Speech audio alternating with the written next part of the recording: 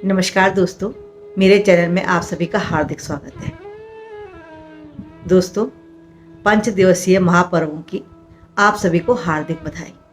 आज मैं आपके साथ इन 5 पर्वों की पौराणिक कथा क्या है यह शेयर करूंगी। दोस्तों, हमारी संस्कृति की यही खास विशेषता है कि हमारे हर पर्व के साथ एक कोई ना कोई कहानी जुड़ी रहती है और इस कहानी का कोई ना कोई उद्देश्य, कोई ना कोई महत्व जरूर रहता है और हमें यह पौराणिक कहानियाँ जरूर पता होनी चाहिए। इसलिए मैं आज आपके साथ इन 5 दिवसों की पौराणिक कहानियाँ शेयर करना चाहती हूँ। अगर आप मेरे चैनल से नए जुड़े हैं तो प्लीज़ मेरे चैनल को सब्सक्राइब जरूर कीजिए। तो चलिए दोस्तों, शुरू करते हैं सबसे पहले पर्व की, यानी धनतेरस की। कार्तिक मास के कृष्ण पक्ष की त्रयोदशी को धन त्रयोदशी कहते हैं और इस दिन की पौराणिक कहानी कुछ इस तरह से है कि देव और असुरों में जब समुद्र मंथन हो रहा था तो उस समय अमृत कलश लेकर धन्वंतरी देव समुद्र से प्रकट हुए थे। धन्वंतरी देव को पूरे विश्व में आयुर्वेद का जनक माना जाता है। धन्वंतरी जी एक बहुत बड़े महान वैद्य थे। लोक कल्याण के लिए विष्णु जी ने ही धन्वंतरी देव का अवतार लिया था। धनतेरस के दिन सबसे पहले धन्वंतरी देव जी की पूजा अर्चना का महत्व इसलिए भी बढ़ जाता है कि हमें धन कमाने के लिए सेहतमंद होना बहुत जरूरी है, क्योंकि जब हम शारीरिक और मानसिक रूप से स्वस्थ होंगे तभी हम मेहनत और बल से धन को कमाने में सक्षम होंगे। इसलिए स्वास्थ्य लाभ के लिए, अच्छी सेहत के लिए धनतेरस के दिन धन्वंतरी देव की पूजा अर्चना की जाती है। धनतेरस के दूसरे दिन आती है चतुर्दशी। इसे नरक चतुर्दशी भी कहा जाता है। इसकी पौराणिक कथा कुछ इस प्रकार से है। लोक कल्याण के लिए विष्णु जी ने कई अवतारों का रूप धारण किया था, कई अवतारों में जन्म लिया था और उनमें से एक अवतार थे शुक्रा अवतार और उन्हीं अवतार से उन्हें एक पुत्र प्राप्त हुआ जिसका नाम था नरकासुर। नरकासुर का एक साथी था, उसका नाम था मुर। देववंश होने के बावजूद भी नरकासुर मुर की गलत संगति में फंसकर असुरी प्रवृत्ति का हो गया और वह कई तरह के बुरे कार्यों में लिप्त हो गया। माना जाता है कि अपनी मृत्यु के दिन, यानी कि चतुर्दशी के दिन,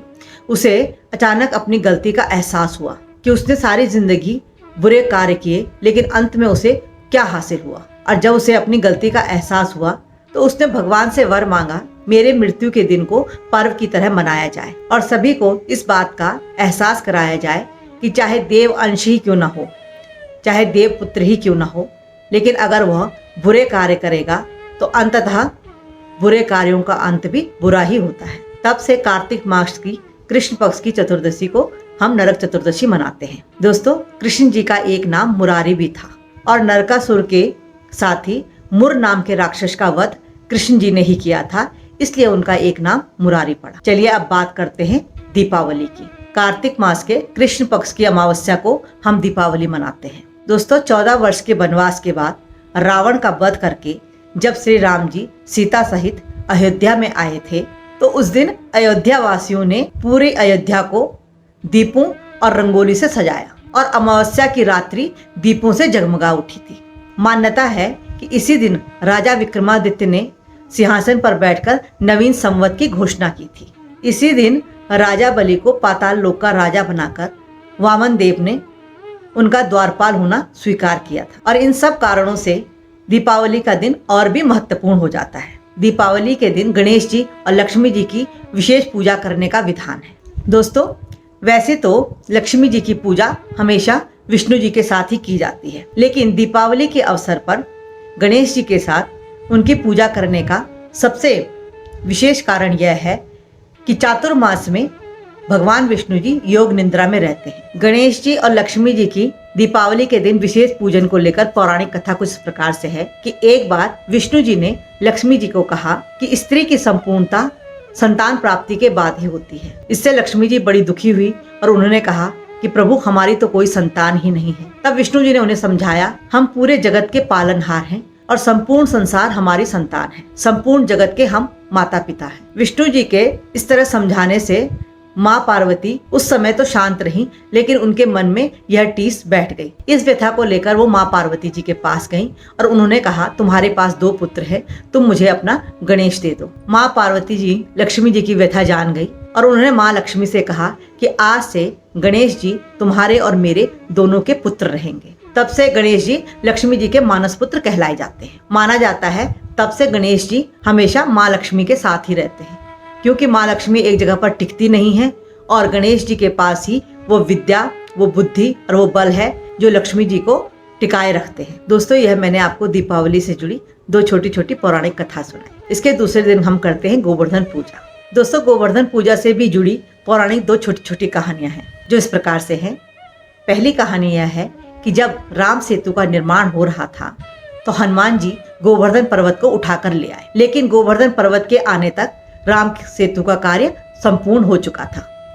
इससे गोवर्धन पर्वत बड़ा दुखी हुआ और उन्होंने राम जी से कहा कि मैं आपके किसी भी काम नहीं आ पाया। तब राम जी ने उन्हें वचन दिया कि तुम दुखी मत हो, जब मैं अगली बार कृष्ण अवतार लूंगा उस समय मैं तुम्हारा उद्धार करूंगा और तुम्हें पूजनीय बनाऊंगा।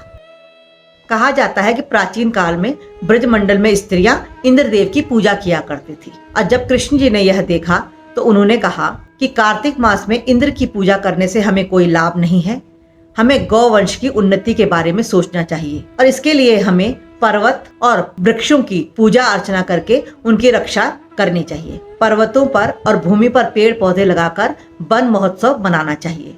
गोबर को जलाना नहीं चाहिए बल्कि उसे खेतों में डालकर हमें फसल उगानी चाहिए, अन्न उगाना चाहिए जिससे कि हमारे ब्रजमंडल की उन्नति हो। भगवान श्री कृष्ण के इन वचनों को सुनकर तब से ब्रजवासियों ने पेड़ पौधे और वनों की रक्षा करनी शुरू कर दी। यह देखकर इंद्र बहुत ही कुपित हो गए और उन्होंने ब्रजवासियों को सबक सिखाने के लिए लगातार घनघोर बारिश शुरू कर दी। इतनी घनघोर बारिश से सब अस्त व्यस्त हो गया और ब्रजवासी डर गए। तब भगवान श्री कृष्ण जी ने अपनी कनिष्ठिका उंगली में गोवर्धन पर्वत को उठाकर पूरे ब्रजवासियों की रक्षा की। साथ ही गोवर्धन पर्वत को दिया हुआ अपना वचन भी निभाया और गोवर्धन पर्वत को पूजनीय बना दिया। अंततः 7 दिन लगातार बरसने के बाद इंद्र को लज्जित होना पड़ा और उन्होंने भगवान श्री कृष्ण से क्षमा मांगी। तब से सभी ब्रजवासी गोवर्धन पर्वत की पूजा भी करने लगे। यह थी गोवर्धन पर्वत से जुड़ी पौराणिक कथा। इसके बाद 5वां दिन आता है भैया दूज का।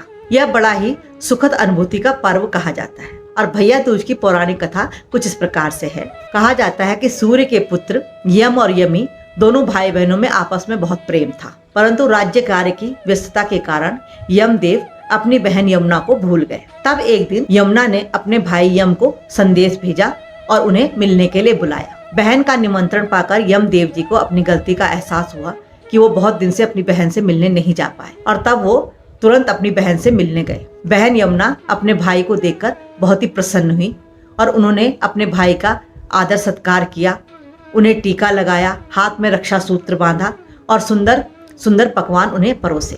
यमदेव जी यह देखकर बहुत ही प्रसन्न हुए और उन्होंने अपनी बहन यमुना से कहा कि बहन, तुम आज के दिन कोई वरदान मांगो। तब यमुना ने यमदेव से यह वरदान मांगा, आज जिस तिथि पर आप मेरे घर आए हैं यह तिथि यम द्वितीया की तिथि कहलाई जाएगी और आज के दिन जो भी भाई अपनी बहन के घर जाकर उसके हाथ का भोजन ग्रहण करेगा, उसके हाथ से तिलक लगवाएगा, रक्षा सूत्र बंधवाएगा, उसे कभी भी अकाल मृत्यु का भय नहीं होगा। और तब से ही यह तिथि यम द्वितीया के नाम से प्रचलित हुई। तो यह थी भैया दूज की पौराणिक कथा। दोस्तों, मैंने आपको यह 5 पर्वों की पौराणिक कथा सुनाई। दोस्तों, हमारे ऋषि मुनियों ने महान धरोहर के रूप में हमें हमारी यह संस्कृति सौंपी है और हमें अपनी संस्कृति के बारे में अपनी अगली पीढ़ी को जरूर अवगत कराना चाहिए। हमारे बच्चे इन कहानियों में रुचि लेंगे ऐसा कह तो नहीं सकते, लेकिन हमें उन्हें प्रेरित जरूर करना चाहिए। आशा है आपको मेरी ये जानकारी जरूर पसंद आई हो। पसंद आई हो तो कमेंट्स कीजिए, लाइक शेयर भी कीजिए और मेरे चैनल को सब्सक्राइब कीजिए और साथ ही इन 5 दिवसीय पर्वों को धूमधाम से मनाइए। मिलते हैं अगले वीडियो में, तब तक के लिए नमस्कार।